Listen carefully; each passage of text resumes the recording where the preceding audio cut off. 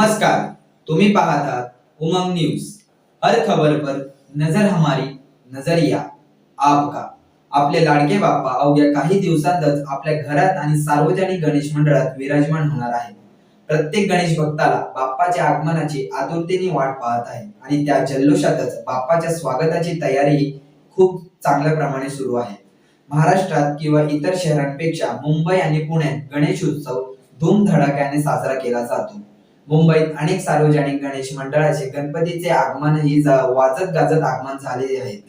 त्याच वेळी एक धक्कादायक बातमी समोर आलेली आहे। मुंबईत गणेश उत्सवात डीजे वाजवण्यावर बंदी घालण्यात आलेली आहे। तसे आढळून आले तर मुंबई पोलिसांकडून कारवाई करण्यात येणार आहे। प्रत्येक गणेश भक्तांनी या नियमाचं पालन करणे बंधनकारक आहे।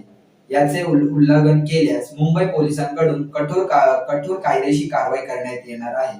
ध्वनी प्रदूषण टाळण्यासाठी मुंबई हायकोर्टाने हा निर्णय घेतलेला आहे।